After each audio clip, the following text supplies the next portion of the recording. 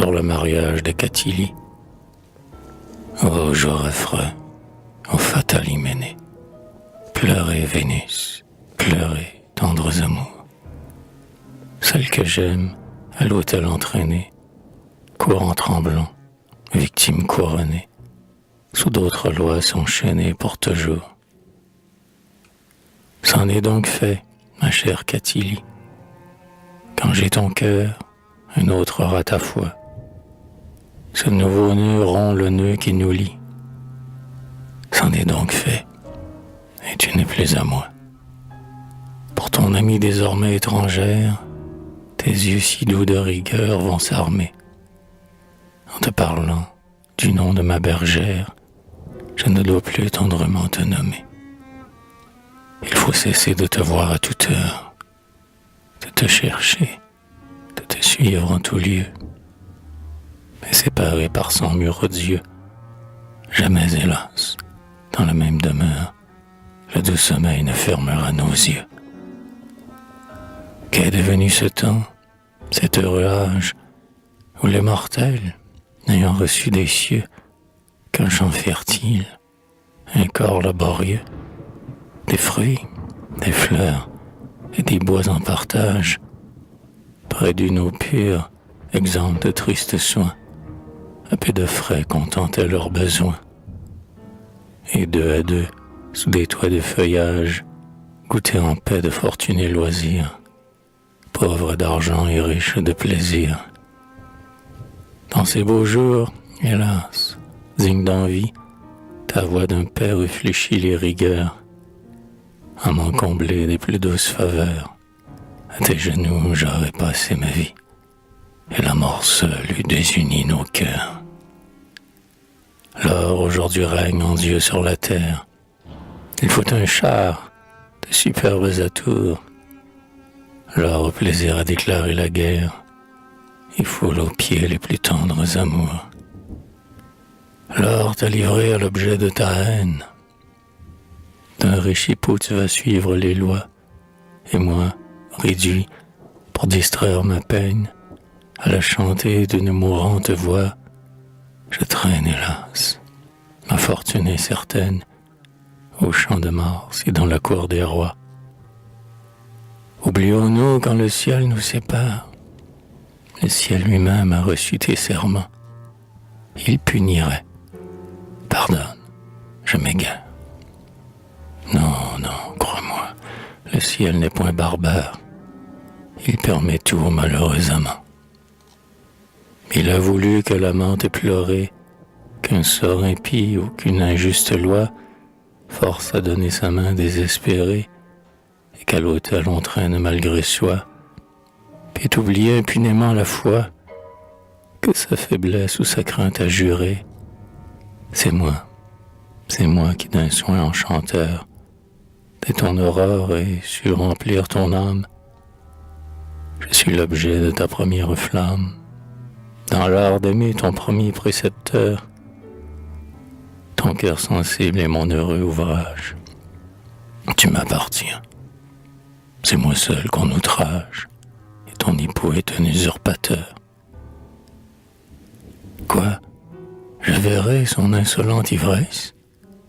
Quoi? J'ornerai son triomphe odieux? Mais s'il est vrai que ta vive tendresse me redemande aux pieds même des dieux, si mon amour à ce point t'intéresse, s'il t'est plus cher que la clarté des cieux, ne souffre point, ô ma belle maîtresse, que devant moi le barbare te presse contre son cœur et t'embrasse à mes yeux. Je me connais, à mes yeux s'il t'embrasse, s'il cueille un prix qui n'est dû qu'à ma foi, je me déclare entre sa bouche et toi. J'étends la main, je préviens ma disgrâce, et je lui dis, ces baisers sont à moi. La nuit, hélas, de ces plaisirs coupables, viendra trop tôt annoncer le moment, que les faveurs, les caresses aimables, le jour entier, soient du moins par l'amant. Regarde-moi, que ces yeux que j'adore, sur moi fixés expriment tes douleurs. en se baissant qu'ils me cherchent encore, et quelquefois se remplissent de pleurs. Si tu me joins au milieu de la danse, sois prompte alors à me serrer la main. Si tu me fuis, sans rompre la cadence, dis-moi tout bas, nous nous verrons demain. Mais, ô douleur, aux contraintes funestes, quand sous un dais de guirlande parée, nouvelle épouse, au banquet préparé, tu marcheras d'un air triste et modeste. De tes côtés exilés sans pitié, je me croirai par ton cœur oublié. Pour consoler ma jalouse tendresse, donne à ton front un secret démenti, et que mon pied, 2 fois avec adresse, soit par ton pied doucement averti. Près de toi, malgré la loi sévère, je me tiendrai du moins pour te servir. Et plus doux vent, je remplirai ton verre. C'est un bonheur qu'on ne peut me ravir.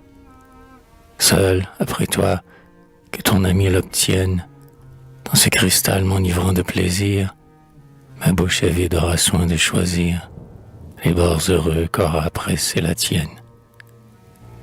Infortuné, que sert de te dicter des soins, hélas, tout à l'heure inutile. Avant minuit, il faudra nous quitter et regagner nos demeures tranquilles. Avant minuit, un odieux époux au lit fatal entraînera tes charmes. Moi, jusqu'au seuil où veille un Dieu jaloux, je te suivrai les yeux baignés de larmes.